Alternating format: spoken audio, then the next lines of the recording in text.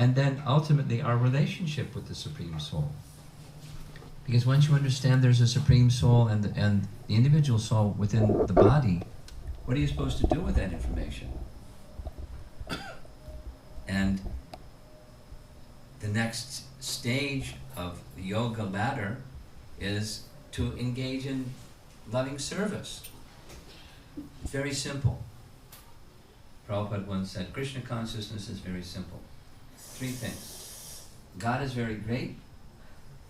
I am very small. Therefore I should serve it. That is Krishna consciousness. If I understand I'm a tiny fragmental spark of the supreme splendor, and not only splendor, the source of that splendor, the splendorous. Mami Vangsa Jiva Loke, Jiva Bhuta Sanatana. Living entity is Jiva. Angsa, very tiny, fragmental spark of the Supreme. In the presence of someone superlatively great, what do? It's just natural. You serve that person. It's just natural. You don't even have to think about it. At least a position of integrity and honesty and living according to one's nature. Another option is one can be envious, but a more natural position is to serve the great person. Think of somebody that somebody thinks is great. Somebody from whatever the athletic team is, or a local politician, or say President Obama was going to come visit our program. What would we do? We make arrangements and make his visit nice, and so what to speak of the personality of Godhead? It's according to the Vedic wisdom. That's our constitutional position. It's what we do eternally. If we don't serve God, we're going to serve something else or someone else, because it's our constitutional position. There's a chapter in Bhagavad Gita where Arjuna asks, Krishna, supposing people don't have faith in you, do they have faith in something else? And the answer is yes, they have faith in something else. Because faith is intrinsic to the soul. So if you have faith in something else, then according to the modes of nature, there's faith in goodness, faith in passion, faith in ignorance. Or faith in transcendence, that's beyond the modes of nature. The message of Bhagavad Gita is that which is beyond the modes of nature. Early in the Bhagavad Gita, Krishna says, Trigunya Vishaya Veda. Trigunya, the 3 modes of nature. Vishaya, enjoy. Veda, the Vedas deal mainly with enjoyment in the 3 modes of material nature. Nishtrigunya Bhavarjana, be transcendental to all of them. Chapter 2, Bhagavad Gita, be transcendental to all of them. What's transcendental to all of them? Because we know things based upon material life, and okay, the mode of goodness is better than the mode of passion, the mode of ignorance. And let's go for that one, the good one. Be good. Be virtuous. Mahabharata is filled with the struggle of virtue and vice. The Pandavas and Duryodhana and Dushashana and his buddies, Shukuni and the gang. The good and evil. It's a classic struggle. And good wins. Ta-da! But the message of Bhagavad Gita is not just be good and don't hurt other people. I've had conversations with many people because except for in certain country where you can't dress like this, I don't have any other clothing but this, and shaved head, tilak, and Hare Krishna. So people that don't know Hare Krishna, they approach me and say,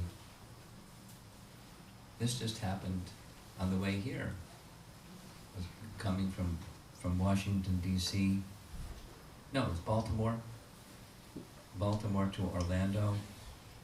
And, you know, the TSA lady, because we were just standing in line, and so she leaned over and said,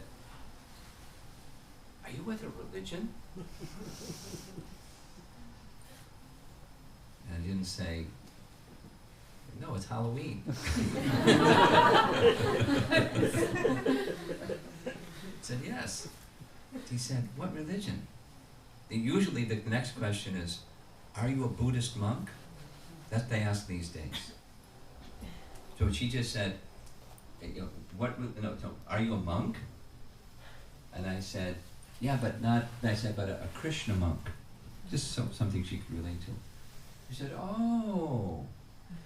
And then, you know, the other line, "I used to see you people around all the time." But it's nice to see you're still around. It was just one of those kind of exchanges.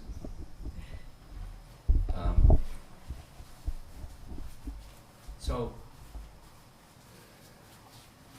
the message, now I lost my train of thought. The message of Bhagavad Gita is, going back to this verse, it's for everyone. During this month of December, kind of an ISKCON traditional thing, is we make special effort to try to distribute many, many literatures.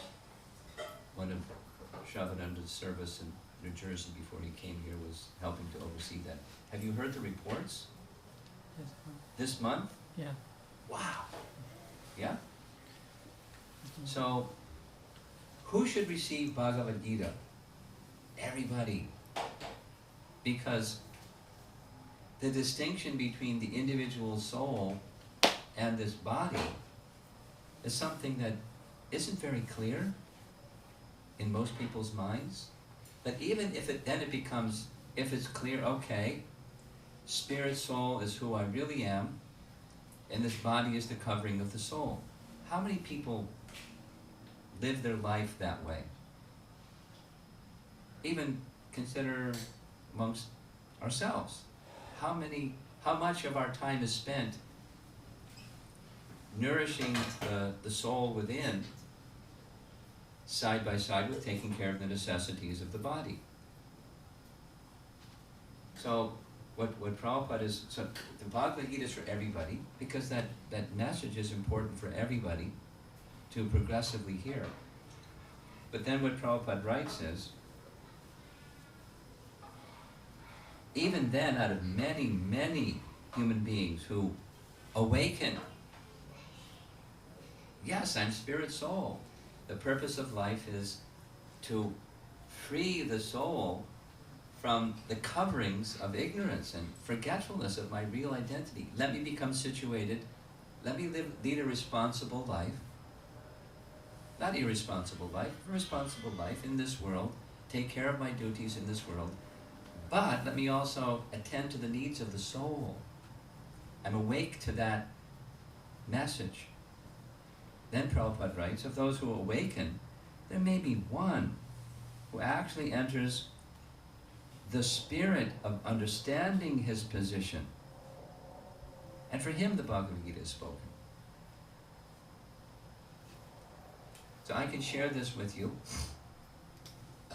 as a young devotee in the Hare Krishna movement. Some years of my life was spent distributing Prabhupada's books every day. I mean, literally every day.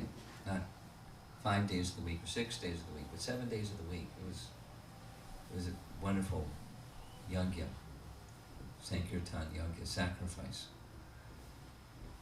And as I did that every day, my thought process was two things, just as Prabhupada has written here. Everyone should be given the opportunity to receive this knowledge. My service is at least to create an opportunity where they can receive it. They can say yes, they can say no. That's a free will choice, that's fine. But my service is to give that opportunity. Everybody. And I need to be a proper representative of the message. My behavior, my speech, my conduct, my character, what I'm carrying in my heart needs to represent what this message is. Otherwise, I'm not a good messenger. And the second part is, there are some very special people out here. I don't know who they are, but Krishna knows who they are. And my second mission is to find those people and give some special opportunity to those people to take this message and then take it another step. So that's, let's say, all of you who, before Shravanananda moved to Tampa, didn't know about Bhagavad Gita as it is, and Srila Prabhupada, and this particular message. The other one I mentioned, that's familiar. But specifically to go beyond, not become impious, but go beyond that goal of prosperity through piety and elevation to heaven, to the position of acting according to the nature of the soul, in the soul's relation with the Supreme, in all the things that you do. Not just in the morning part where you do your prayers and your puja, or, in the home with the family, but all aspects of life. That's the teaching of Bhagavad Gita. It's not a secular teaching. There's this much for God and that much for the world, my worldly duties. And the two are separated. That's a secular vision. Bhagavad Gita is not. It applies to everything, every aspect of life. I'll just share one other thing and see if there's one to discuss some points. Very early in the Hare Krishna movement, there was a Harvard divinity professor whose name was Harvey Cox. I don't know if you've heard his name before, but he very much appreciated the Hare Krishna movement, and one time, he lived in Cambridge, in the Boston area, so we went to pay him a visit, a few devotees, because he had over the years had association with devotees, and was quite comfortable, so with devotee association. So we went to his home, and there was some discussion about a book which he had just written, called Secular City. And it was an exposition on how modern life has so much transformed the original teachings of Christianity. Christianity was, in its early presentation, very much like what I just said, Bhagavad Gita. It's in every aspect of life. But through time and Western culture and separation of church and state, the doctrine that goes along with our Constitution of the United States, you have to separate the two. You can't have God in schools. You can't have God in textbooks. You can't use taxpayers' money to promote God consciousness. They have to be separate. It's a fundamental tenet of the Constitution of the separation of church and state. Secularism. So he was describing in this book what not only that happened in the government, but it happened within, it filtered into the religion itself. And he was sharing, because that book had just been published and the devotees were speaking about the reviews that he had gotten for the book and so on. And he was revealing his heart. He said, one of the things that I really like, I especially appreciate about the Hare Krishna message and how you live your lives is there isn't a separation. It's not a secular